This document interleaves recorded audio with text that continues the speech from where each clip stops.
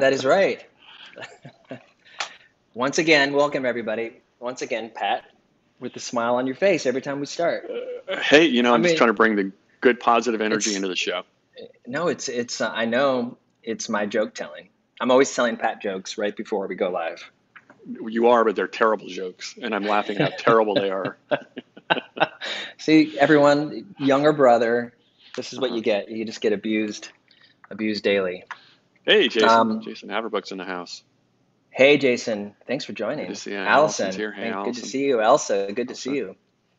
you. It's good to be back. We were off for, I think we were off for It's 3 true, Jason.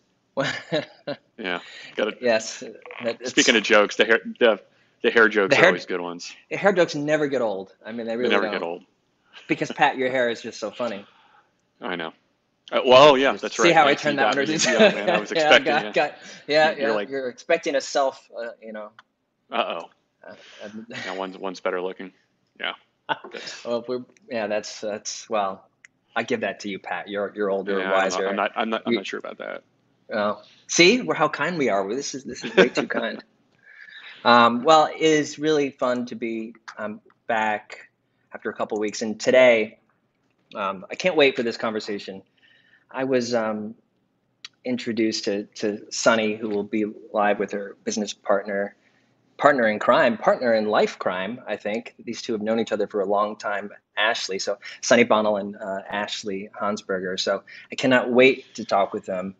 We're going to be talking all about how how to be defiant, dangerous, and different, and how important that is in organizational culture, and how important that is in life. So I can't wait to have this conversation. And I had the luxury of talking to Sunny a couple months ago, and it was just an hour conversation, and we could have chatted for many hours. So this will be fun. This will be very um, high energy, I am certain. Um, so, Pat, before we dig in, I have a few questions for you about this topic. But how's your week? Um, Other than being a bad hair day, clearly, how's your it week? isn't How's your that week bad. going? I thought it was a good hair day. I It looks good. I'm just Yeah. Some days it's a little out of control. yeah, Um, the week's going well, Dan. Thanks for asking. I'm feeling the beginning of that shift away from summer, kind of back to just fall energy. We're obviously involved in a lot of planning for activities going into the fall, but certainly a lot of ambiguity, right? We thought we were going one direction with this pandemic, and now we're going yeah, with another. But I was just talking to a neighbor the other day, and we were kind of talking about he's been working at home virtually for the entire pandemic, and he was saying how hard it's been on him. And I was thinking, even though there's uncertainty as we go forward, like my new attitude is just, you got to be optimistic. You just got to, it's just like the attitude is just move forward and yeah, move forward with optimism. yeah. I think that's all we can. I'd say optimistic. We have to be patient. Yeah. There's frustration, happening obviously for on across the board. But yeah, optimistic, patient. We will get through this. There Yeah. is another side to this. And I think you So put it really well. Yeah. It's just kind of having a problem solving mentality. That's just the way we have to be, just to yeah, just sort of engage with that sensibility as we move forward. So yeah. Hey, that's where I Chris. am this week. Hey, Chris Reese. Hey, Jess. Jess is here. Hey, Welcome. Jess. And Sunny, you're here. Hey, everyone. She'll be live shortly.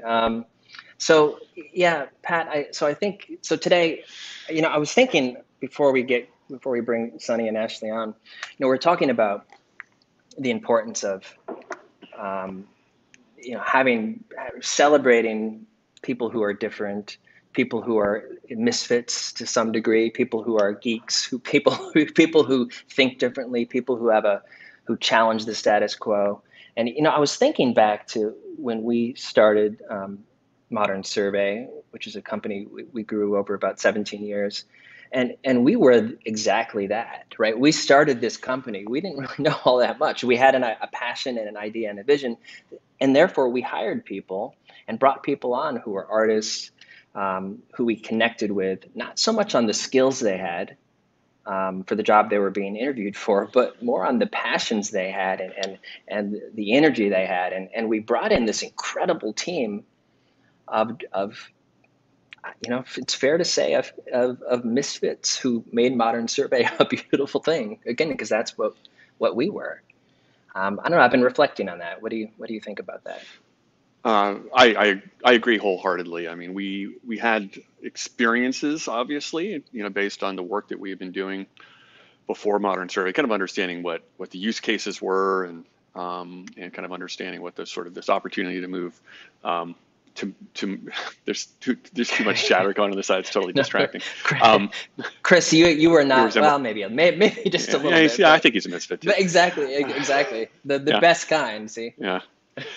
But anyway, we really understood why we were together and what we were trying to do, a very good understanding of the problem we were solving for and how we were bringing innovation to it. But it wasn't through kind of traditional backgrounds, and it also was in the early 2000s, 2001, that sort of template, that startup for a tech company was just barely there, right? So we were coming at this as creatives and just trying to, we talked about this many times before, but we kind of had this weird vision for everything should just work through a browser. It should, and little did we know we were on the path towards creating, a SaaS platform. But the people we were hiring, you're right, they were our friends, and our friends were musicians and they were artists and they were, those kinds of folks, and they were really key to the DNA of what I think made modern survey really special, really special culture. Yeah, and fearless. And there's some. I don't want to jump into the traits that our guests have identified, but I will pick on a few of them right now. Weird is one of the 7 attributes that we're going to talk about, right? And I love that, right? And these are.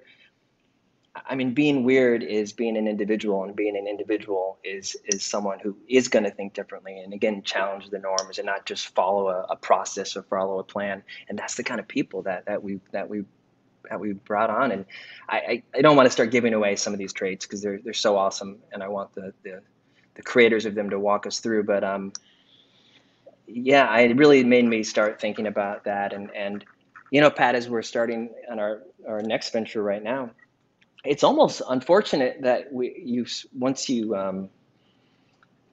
know kind of what you're looking for, you lose that, I guess that simple approach, or we didn't really know better back then. So we just, but now we're, when maybe we look for skills over that.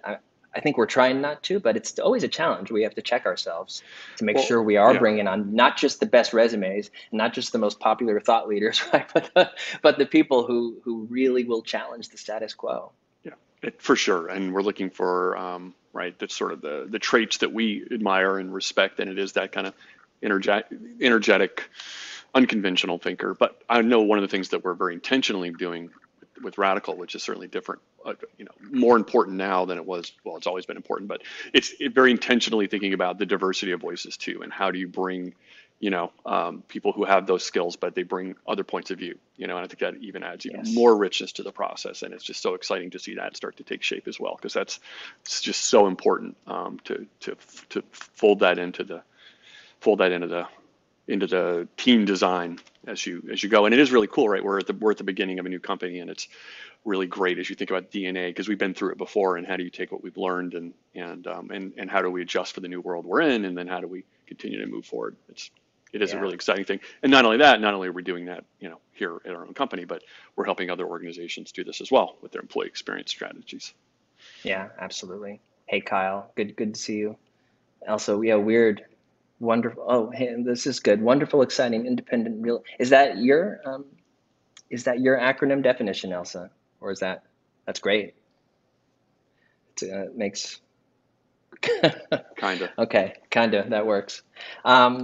So I'm going to start introducing our guests.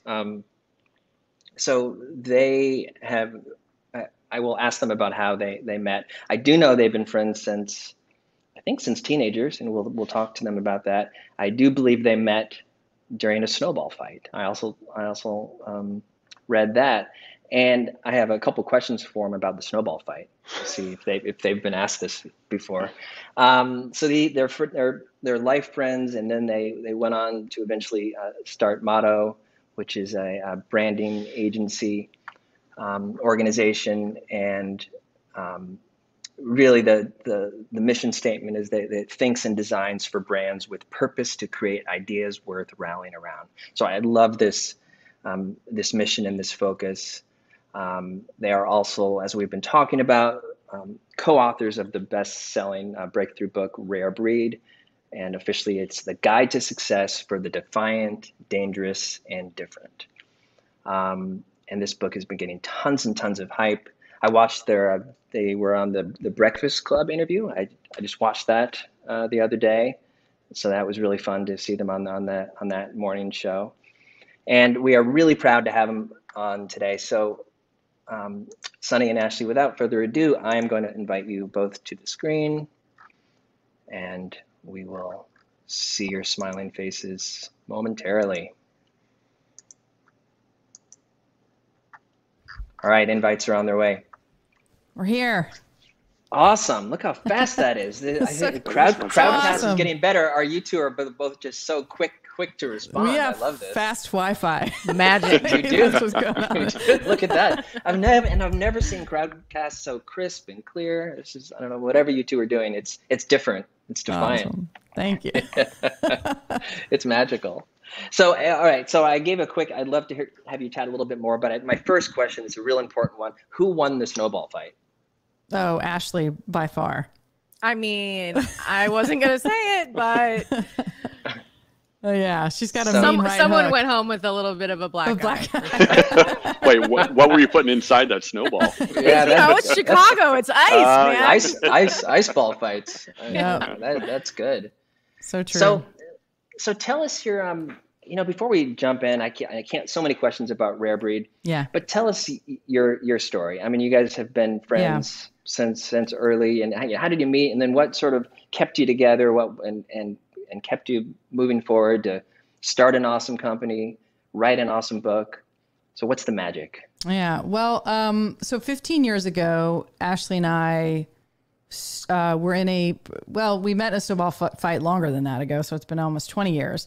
But 15 years ago in a really small sort of coastal town in South Carolina, we both were going to college together, and we dropped out of college together to start Motto, a branding agency in our early 20s. And we had like $250 in our bank accounts. We never ran a business, pretty much everyone was like, you're going to fail, right? There's not a whole lot of support there. And I think from the very beginning, combine that with the fact that we're young, combine that with the fact that we're women, and we're in a primarily male-dominated industry, I think we were really swimming against a current of doubt. People said we were too young, we were too female, we were too inexperienced, we were too broke to really succeed in a world where 60-ish admin made the rules. And I think in the beginning, when you're young like that and you're starting something for the first time, and I was hearing you talk a little bit about you and your brother's journey on this, and how you kind of start off with this naivety and this sort of courage, and you don't know any different. And I think that gets you so far. But then as more and more people start to doubt you, you actually begin to wonder if they're right. And, we were getting fired for the same reasons that we were getting hired. And so if you've ever really felt like a corporate outlier, you'll understand that like, it's so hard to fight for your identity and win. And most people give up. They sort of just like bow down and fold like a lawn chair because it gets too tough. And so in 2007, we hit a pretty low point in our company and business where we were thinking of quitting. We had this, we were not making any money. Very few people knew about us. We were barely making rent. And we had this conversation with my dad, and he was like, well, you two are like a rare breed. He's like, not everybody's going to love you. And some people may even hate you. And he said, you have to succeed because of who you are, not despite who you are. And I think in that moment, it's like when somebody just says like the right thing to you at the right time, where it changes your entire perspective. He gave us that truth bomb. And I think he really gave us permission to be ourselves. And that was like more than a decade ago. And now we've since led Motto to be one of the top branding agencies in the country. with a global reputation now, like for pushing boundaries, for breaking rules, really activating that positive change inside companies, and in going head to head with some of the sort of top minds, and now being and working with some of the biggest brands on earth, we began noticing a pattern. And that was that organizations consistently display like fearless creativity and set the pace in the industry, but they typically have leaders that are sort of rebellious or audacious, or they're obsessed, or they have oppositional, sort of obstinate temperaments, and they're wired to see beyond limitations. And what we found, though, was that many of the companies that had those types of people and were thinking that way were actually few and far between. It was actually more common to work alongside companies that were suppressing these types of people, who we ended up calling the rare breed. So in 2019, we wrote Rare Breed. We took that phrase that my dad gave us in 2007 and turned it into this book, which basically is aimed at making people who have been made to feel invisible feel less invisible. And it focuses on these 7 unconventional traits that society teaches us are counterintuitive to our success. And we reframe those so-called vices, and we reframe them as virtues, things to be leveraged not only in your career, but your workplace, you as a leader, and also for the people that you employ. Wow. I love knowing that it was your dad who said that, and that sort of just stuck with you. So when you were going through those tough times, can we make this, you were going through them together. So, I mean, how did you, were one of you more optimistic or bullish, or did you both kind of help each other through those moments? I'm always curious about that, because those are tough moments, and it really helps to have a best friend and a partner in crime. Yeah. Well, we've been forged in the fire for sure. Yeah. Go ahead, Ash.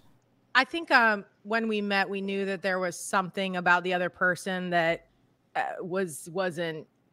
It was very different. Weird. It was very different, And I think number 1 of the 7. Weird. Yeah. Let's be partners. Let's be friends. Let's let's do life together. Let's do life together. But we were lucky to get that. I don't think not everybody does. And for us, it has been a journey of, we've had constant sort of war with each other at times, where, we have very strong opinions and we disagree. And at the beginning of our relationship and the opening of Motto in the first 5 years, I would say that we had very sort of tension in our relationship, because we were strong personalities, right? And we wanted the same thing. We had the same vision, but we wanted to go about it different ways, and we had just learned how to work with each other in a way that took all that drama out of our relationship, so that we could become better dealing with each other and move forward with each other instead of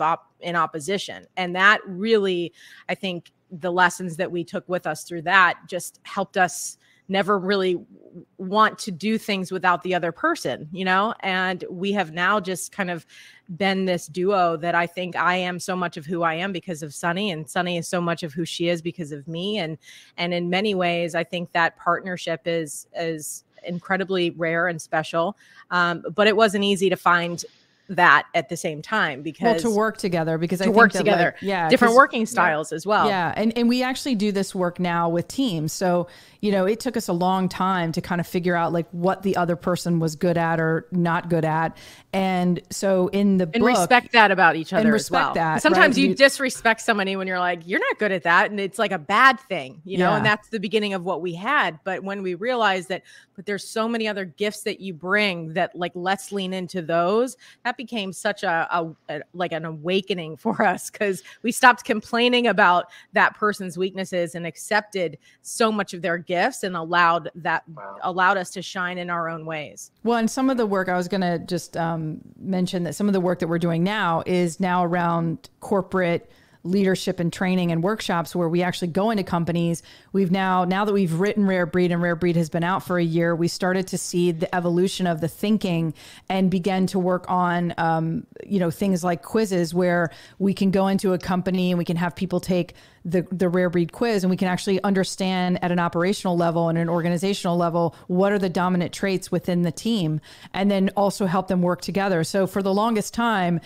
I was audacious and had a secondary trait as obsession. And I drove everybody crazy because I was always just like reaching. And, you know, we weren't even finished with the thing that I had already started before, right? My head was really far ahead. And Ashleigh was a lot more of a strategist, where her gift is really in poking holes in all the things that like are not laddering up or aren't clear.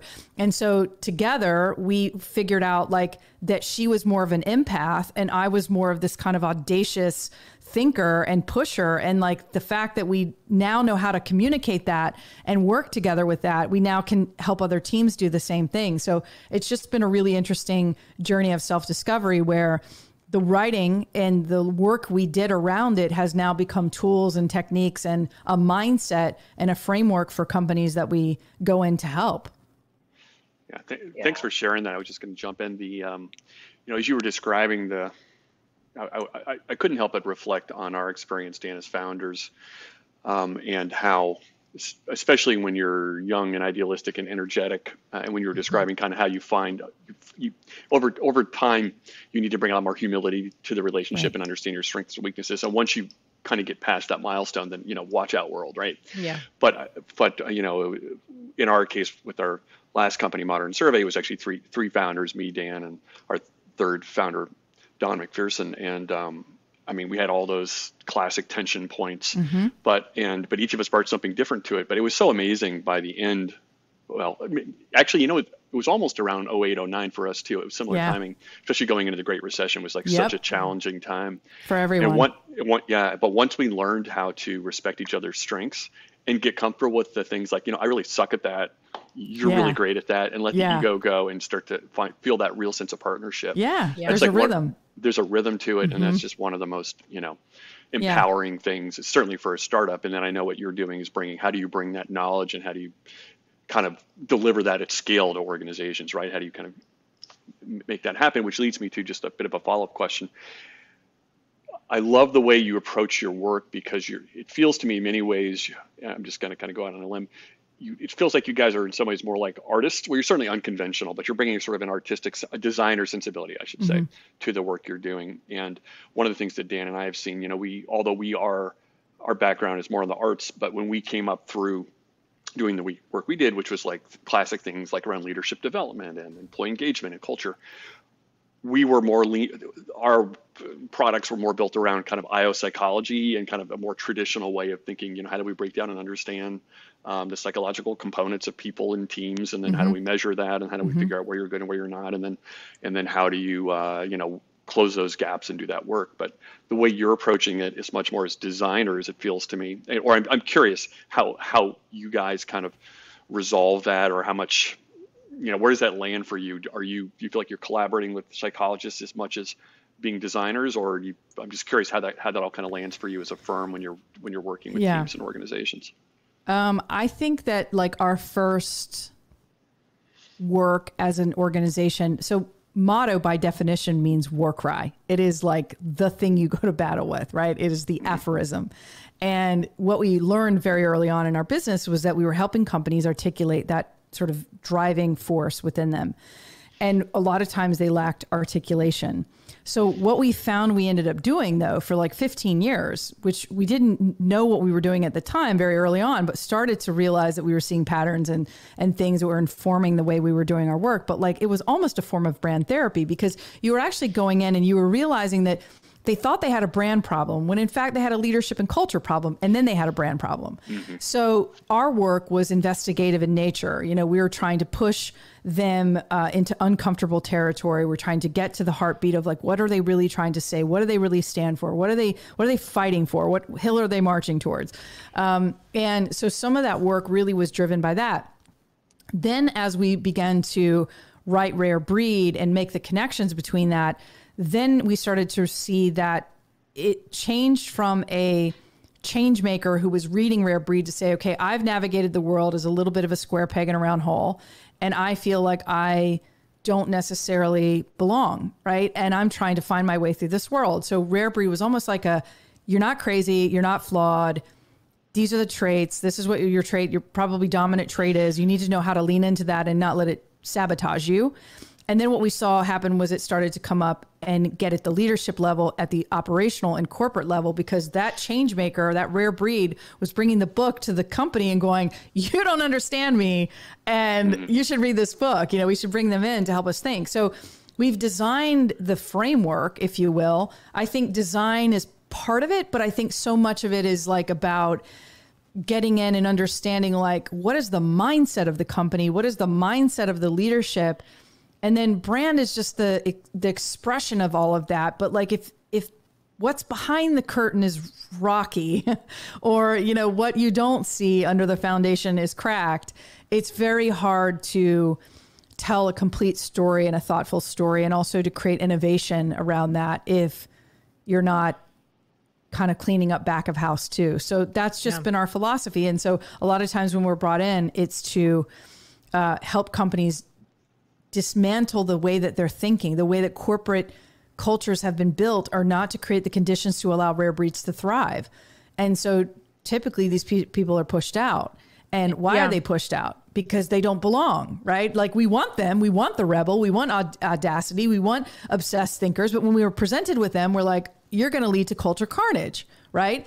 So then you have this other dilemma, which is, how do you bring people in that are innovative thinkers, that are designed to fuck shit up, but also don't lead to culture carnage? So they're not the dark side of the trait, they're the light sides of the trait, they're the positive attributes of the trait. And so much of that work is around not only hiring for those people, knowing how to hire for them, but also to make sure that they don't destroy everything you've built.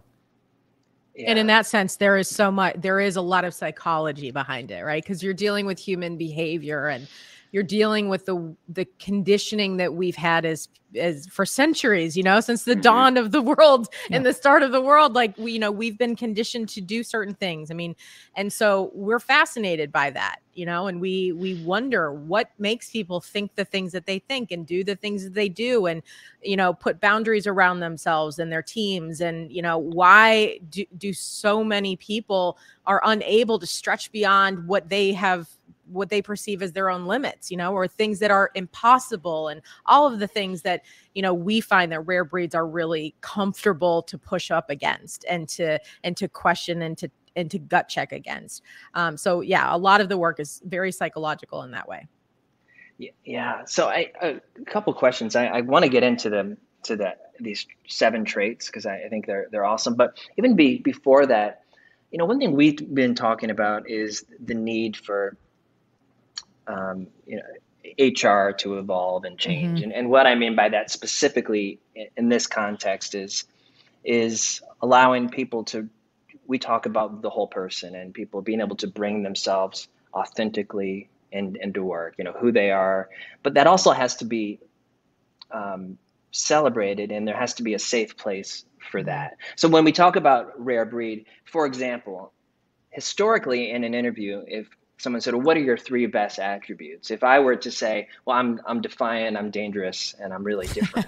You'd be like, next. Right. Might you be walked out the door, right? Not gonna make it here. That job. Right. So I guess my question Triple D. And my question is, so how do we start? It's a mind shift too, and starting to I guess rethink those words a little bit. And what does that mean? I mean, what's the positive spin on it? So, and that's one question. And the second piece of this is what's the blend, right, within culture and teams? We always know teams, the best teams are those where you sort of have pockets of people who have strengths in different areas. You have your amazing, just, you know, they can execute, they're experts at what they do. Then you have your creative, you know, wild thinkers, and then those people in between. So when we think about rare breed, do we want everyone to be a rare breed, or we just want, from an inclusive standpoint, to make sure if you are that type of person, we want to embrace that. We want to bring you in. We want to hear your voice. So I guess maybe those 2 questions, from an interviewing standpoint, or even just from a culture talent standpoint, how do we reimagine rare breed? And then 2, you know, how do we, what does that look like from a team structure? Yeah. I think that, like, so, you know, to be defiant, dangerous, and different, and the way that we've kind of coined it is in fact a gift. You know, you're just crazy enough, right? And these are individuals who turn those traits or vices like obsession and audacity and emotion and, you know, hypnotism into these career virtues. And I think that there's this sort of charismatic, like megafauna of the innovation ecosystem. And I would say that they are the kind of the cornerstone of it, but I don't believe that they're the only players. You know, I think it's just as important to have conventional people who also have equally exceptional talents. You know, the industrial designer who thinks around corners, you know, that sort of problem solving electrical engineer. Like you need people that aren't always the ones banging on the table and saying, listen to my ideas, hear me roar. You know, that's not what this is about. You know, I think you kind of need to have people who are steadying the ship and those who are rocking the ship. And also for what larger initiative, you know, for the greater good. And I think we've overused and abused this term disruptors. You know, I think when I think of disruptors, I even think of disruptive individuals who come into an organization and invoke that culture carnage, whereas rare breed is not the smart, you know, the smirking, smart ass kid in the corner of the class, you know, who's automatically throwing shade at everyone else. I don't think that's what we're looking for. You don't want somebody coming in to sow chaos. What you want is someone who's going to question what you're doing and also provide not only assumptions, but solutions to some of those things and ways that expand your comfort zone and make you think that you don't have it all figured out. And that's what you want. You know, you're building on what you're already doing. The sad thing and the reality, as you said, though, is that, you know, that's not the way the world is really built right now. And Ashleigh talked about this quite early on, which is like, we've all been conditioned. You know, this starts out from the moment that we're born, the moment that we look into our parents' eyes or whoever raises us, like they're trying to protect us from that world of hurt. Right. And in doing so, our parents, our teachers, and our friends wanting the best for us sometimes squash out and condition out of us the things that actually make us who we are.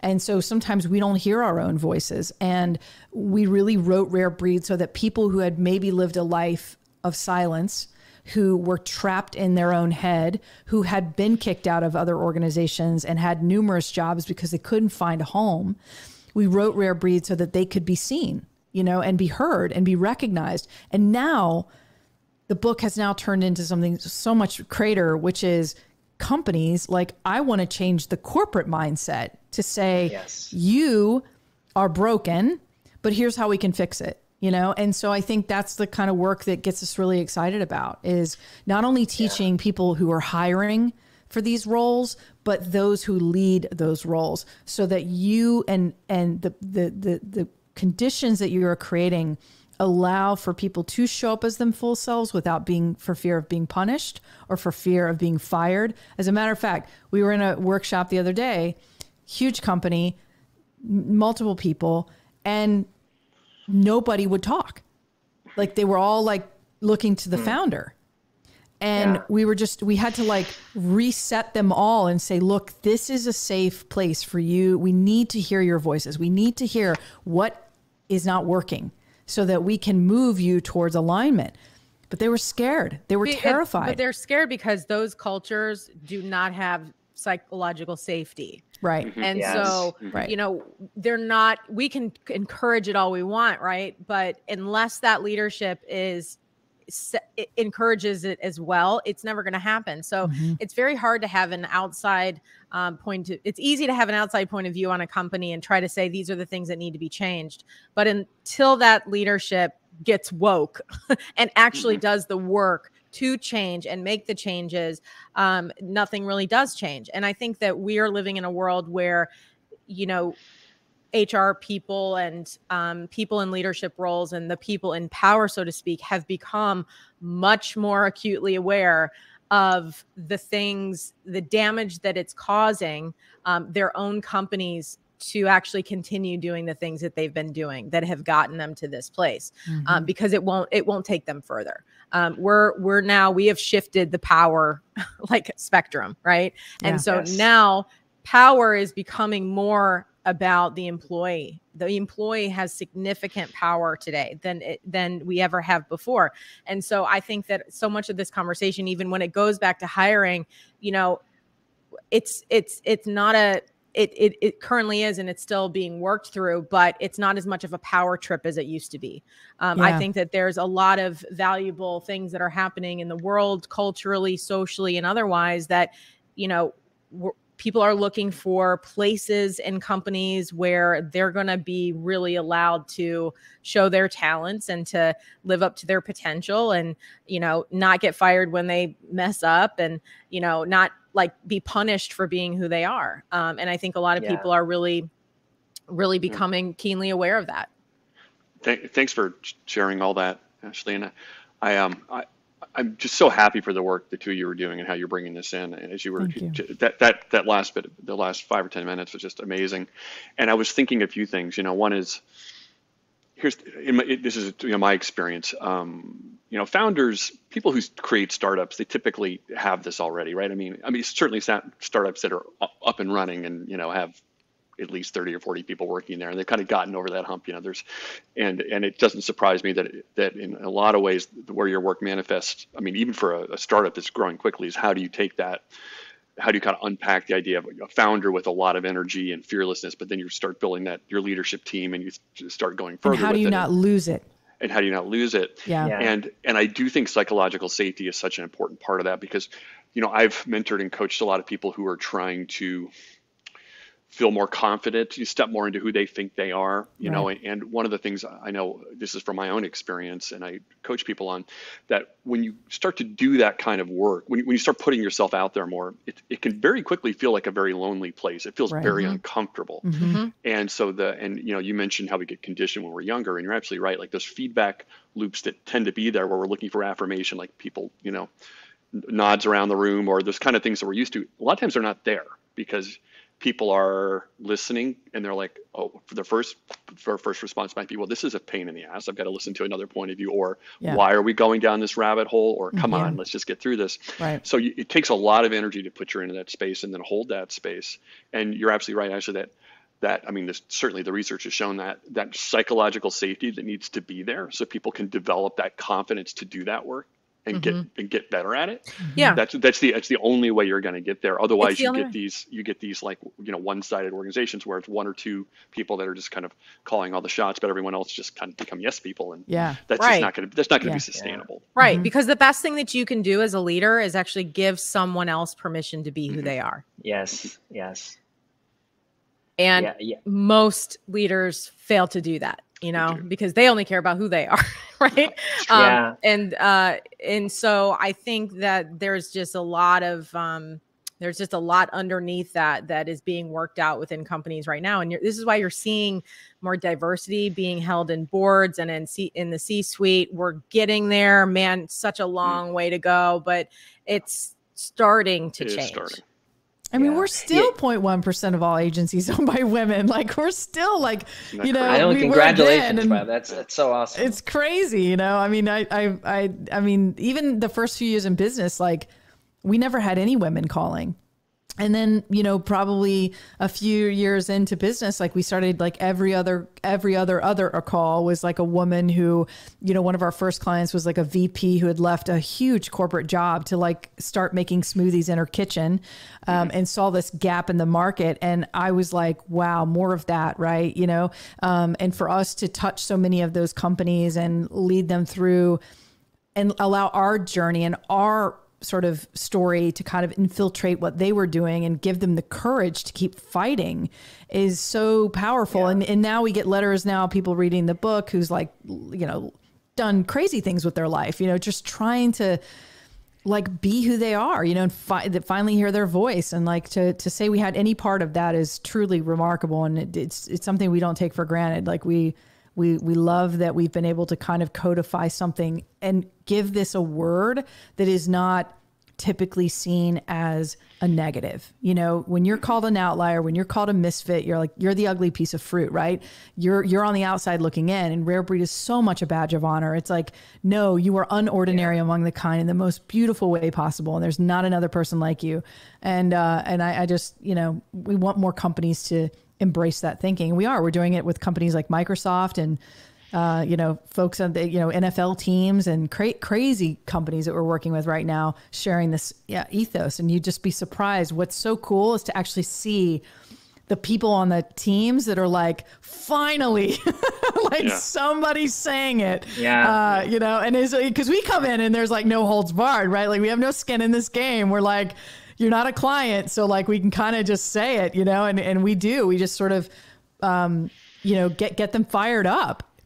And then think about ways that we can actually operationalize that change. Yeah, I love that. And, that's the way change happens, right? I mean, people need to be courageous, and to be courageous, you need to have that psychological safety. Yeah. And to have that psychological safety, you need leaders who actually have humility, who are actually comfortable saying, I'm not sure how to do this. I want to hear from you. So all these things need to be in place. And that's such a mindset shift for organizations to start going through. And it's just, we need to continue to repeat this. We need to normalize this type of conversation. But what is going to actually cause the change that actually is needed is the reality of this great sort of resignation period that we are in. Yeah. Yes. Millions of people are saying no. Yeah. To the way things were. And it's going to just continue to keep doing that and becoming that because, there are other ways in today's world. There are other ways that you can actually succeed. It used to be one way, the traditional path. You had to do this, get the college degree, climb up the ladder, blah, blah, blah. That is not the case anymore. No. And so more and more people are becoming so aware of that and are choosing a different way, a different path, the thing that works for them. That's why we're seeing all of this stuff happen, because companies who are unwilling to change and unwilling to break their own rules and their own policies and the things that have been in place for years and years and years that, that have given them the power or whatever, those things are breaking down at a rapid rate.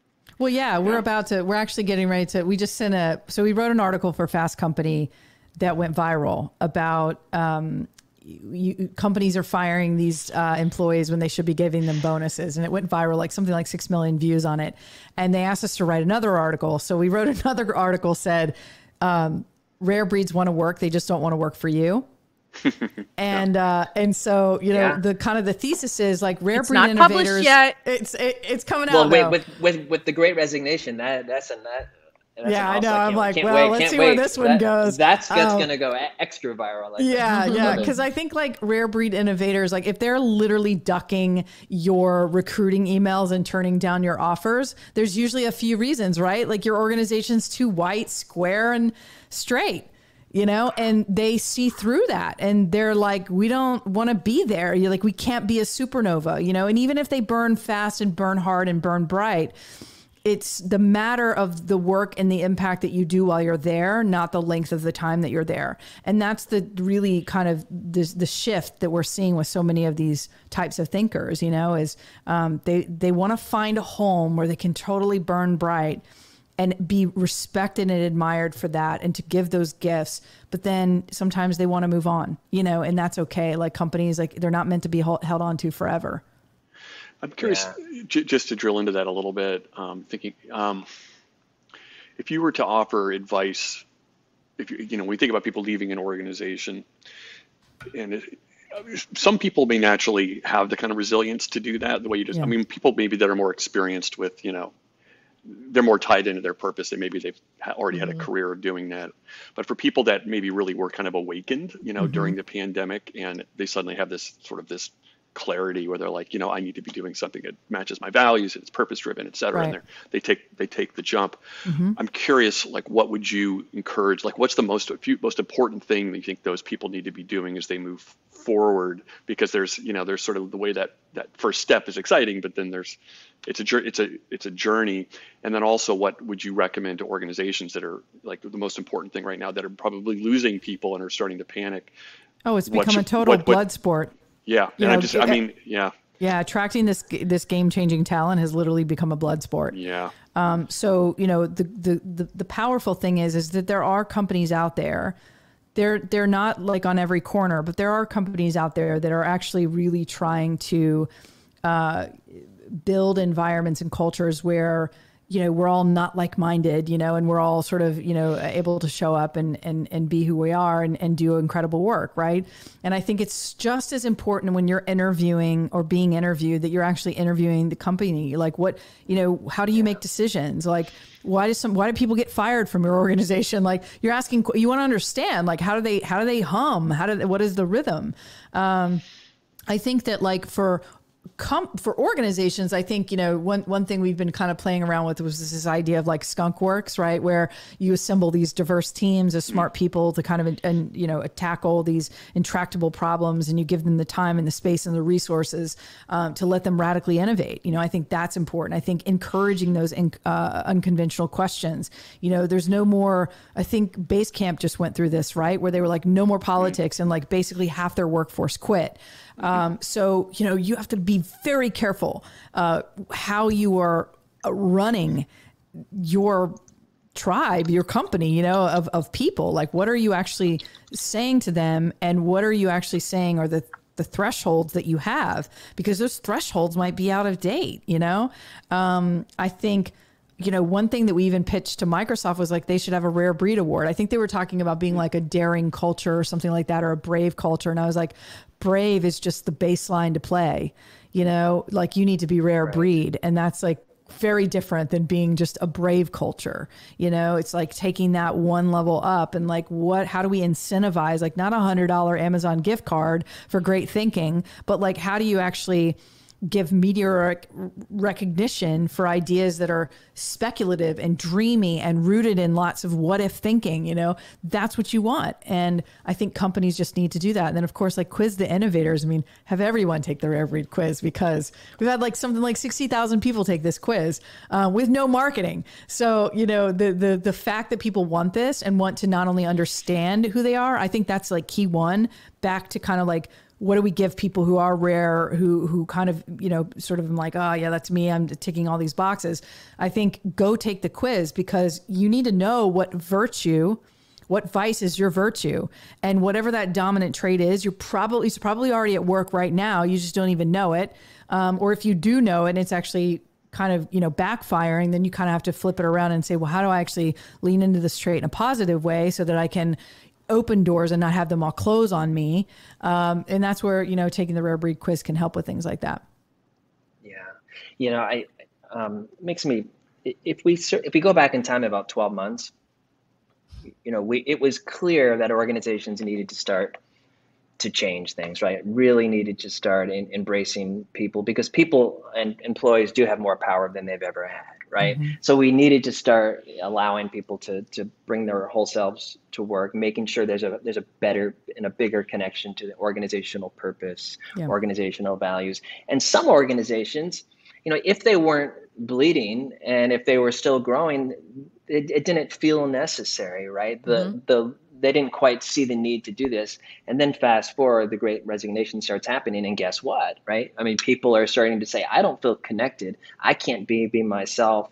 I need a greater purpose. So 1 out of 4 employees not returning to the workforce. Sure.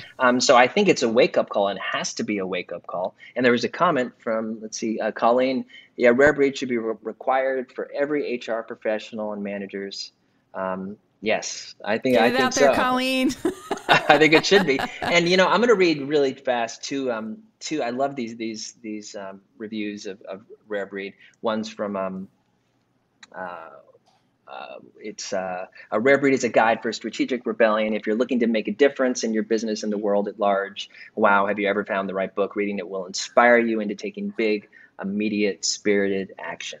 And that's from Mark Levy. And another one was, in a business world, that's a vast sea of sameness. You've got to be different, really different, to stand out and get noticed. Read this book and you'll learn the secrets of Rare Breed, of Rare Breed leaders who do things differently and make a difference in the world. And that's from Peter Economy from the Wall Street Journal. Mm-hmm. So, there's just such incredible support for this book and what you're doing. And, and I think there needs to be a new level of comfort, right? Organizations need to start really embracing this and allowing this and allowing people to be individuals and becoming a little bit more fearless Yeah. So I just love that. It needs to become a walk. There's a Yes. lot of talk that, every company says it. Very few actually live it. And we experience this all the time, in the work that we do, or if we're brought in to do some consulting, and the way that these companies are painting the picture of their culture and who they are and their businesses and their companies and whatnot is one thing. And the reality is very different. Yeah. And I think that it really needs to,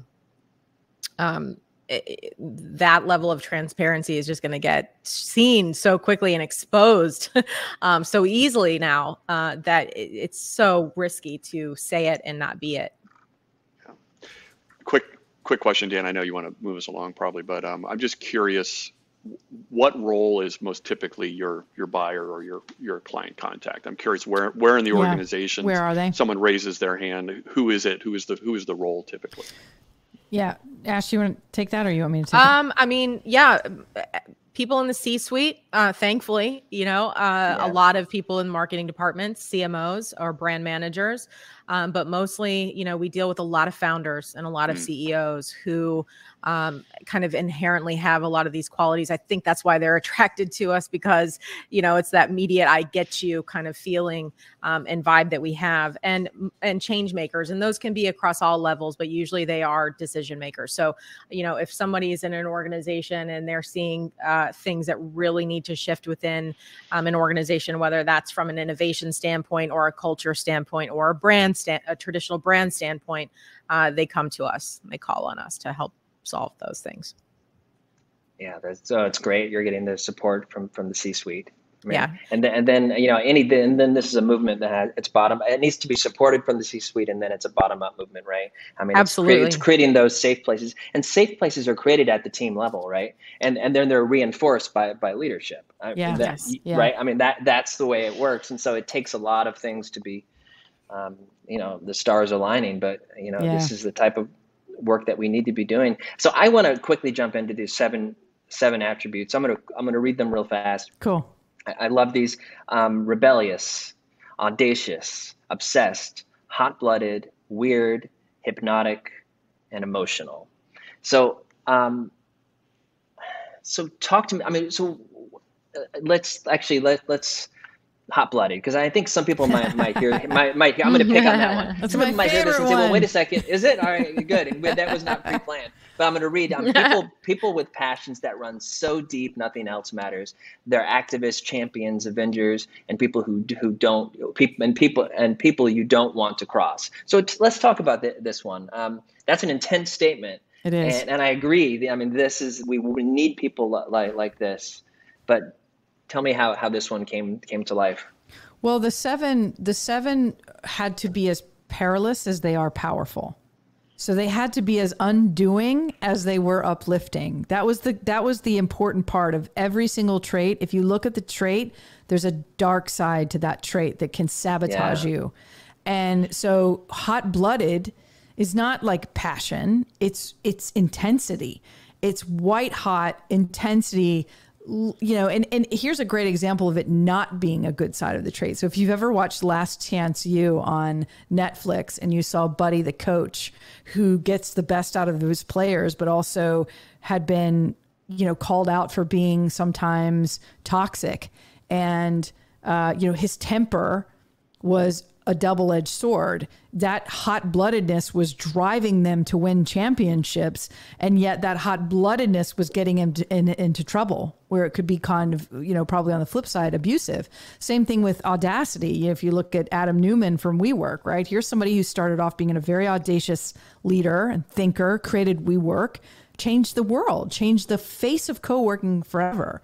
But what eventually happened to Adam was that Adam became hubristic and drank his own Kool-Aid. And then everybody else drank the Kool-Aid, right? And it led to his undoing. So when we're talking about these traits, we're talking about the positive sides of the trait, but we're also making sure that we talk about the negative sides of the trait, because it's so important to know which wolf are you feeding in your life and work. So, hot-blooded, I think, is so powerful because it is the thing that fires you up. It is the thing that makes the room hotter and gets, your shoulders up tighter, and you feel hot-blooded people in the room. Like the minute they're in, like you feel it, they're there.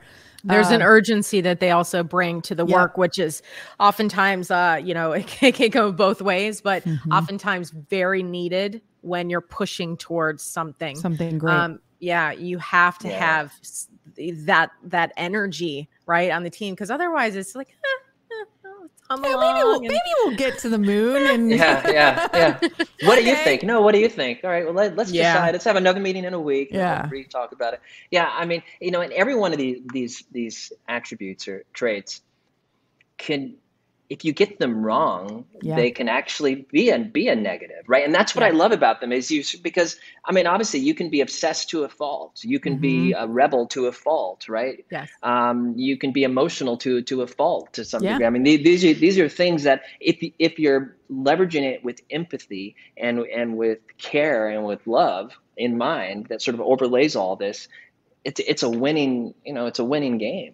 I mean, that's kind of the way, at least what I take away from it when I read through it. Yeah. And the reason they're so rare, though, is because most times, if you have these qualities, you do veer down that dark side. So this is very self-destructive behavior, which is not what we advocate for at all. But, when you have these traits, and you're literally born with these things, it's not like something that you just develop one day, all of a sudden you just become a rebel. Usually this stuff, you are literally born with this. This shows up from when you're 2 and 4 and 5 years old. And you can see these signs from a very early age. So this isn't something you could just get rid of, but it is something that you can learn to figure out how to use that as a career asset, as a virtue, turn it into a positive, because in many instances they are dangerous and they are weaknesses. And so this is a story and a conversation around learning to be who you are, but the best of who you are. I love that. Yeah. So a question, is being a rare breed kind of inherent to the person, or is it something that you can grow into? I mean, we're talking about being born with these traits. Nature versus nurture. Yeah, exactly. I mean, is it, and you do a lot of coaching, obviously, or is it, if, the recommendation for the leader would be get people around you, right, who have these attributes. Right. The number one fault we do in leadership coaching is we say, okay, as a leader, you need to be great at all these things, so we're going to teach you how to be great at all these things. Versus be comfortable what you're great at and continue to be better there, and then bring people and surround yourself with people and be comfortable saying, I'm not good at these things, but I have an incredible team, right? So I mean, how do you coach through that? Absolutely. It's and some of these skills you want to build some skills, like some people really do need to build empathy, or they're emotional EQ, so those are things that you can actually work towards when you cracked open and given the knowledge and the tools, the resourcing and the coaching, the proper coaching to do. But it's very rare that somebody wakes up in one day and learns how to be a rebel. What it more is they're actually given permission to now become the rebel that they always were, that they had to suppress for the past 20, 30, 40 years or whatever. That's when they have some awakening. And that awakening is usually either granted to them or they have granted permission to themselves. And so I don't think in many instances, you can't teach these things or train them into being. It's more about awakening them when they've been suppressed. Yeah, I believe that we're born with many traits. I mean, Carl Jung talks about this in great detail about a mother who has 3 kids and say they're under the age of 5 or 6. And the mother, if you ask, well, tell me about this little one here. And the mom will often say, oh, that's the feisty one. Right. And then this one's the quiet one. So in my family of 3, my brother, my sister, and I, they're on the complete opposite spectrum of me. And we're completely different in terms of our gusto and personality and everything. Right. And so I think that the character that we have and these inherent traits are actually being silenced and awakened at all different points in our life, nature and nurture. I think we are born with certain traits, and those traits are often either encouraged and celebrated or silenced. And the sad thing that we've learned, having now written Rare Breed and now have received letters from people all around the world who have literally been like, that's me, or I feel this way. What I have seen a common theme be is that many people have been silenced forever. And this book was the first time that they felt like they had been recognized or seen. And so that voice coming out and being able to celebrate that trait, I think that's when you start to see that awakening. And so what Ashley's talking about is so true. I see so many people who have been in jobs they hate, who finally kind of tap into this trait, and they're like, they kind of connect the dots in their life and go, wow, I was always doing this. I was always sort of feeling this way, or I was always pushed out, or I was always, and all of a sudden they're like mind blown because they're just like, I was always this way. And now I kind of am going to, use this to steer my career, and find places where that part of me is really seen. And, we look for Motto looks for these kinds of people all day long. Every time we interview somebody, I'm looking for are they gonna be a little bit rogue? What's the dynamic here? What am I gonna get? And how do I then help them fulfill and lean into their best self? No matter what part of life they're in, whether they're older or younger, I'm always trying to think of ways that we can get them to grow under our wings, that when they come in at Motto, they leave a different person. And it's because we saw the rare breed within them and we helped tap into their full potential. I mean, sometimes we don't always get it right, but we get it right a lot. Some people that have worked with us years ago literally come back and try to work with us again because they're just like, I learned so much from you. And I think that's what you want. You want to create a culture where you allow people to kind of be themselves, but also grow.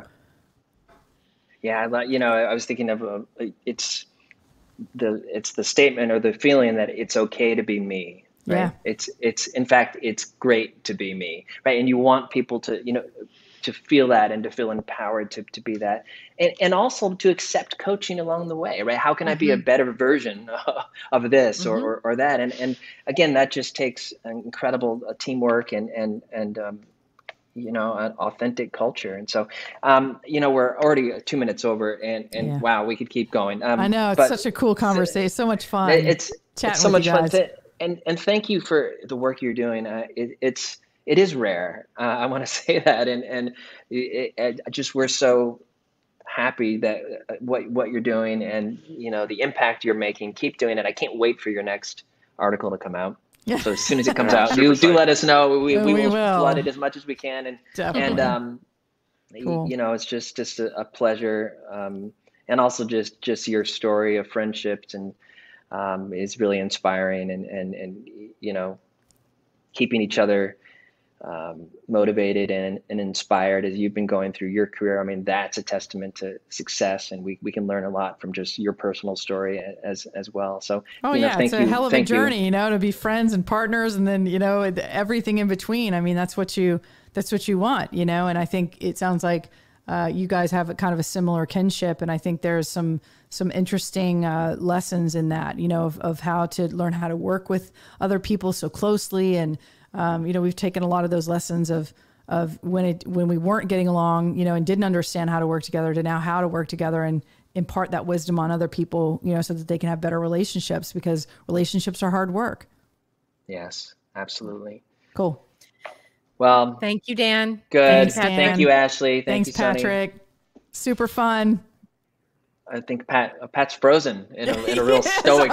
He's so stoic. Yeah, I was wondering. He didn't blink for about 3 minutes. He's still not blinking. Okay, there. Oh, I love that. Awesome. Thanks, guys.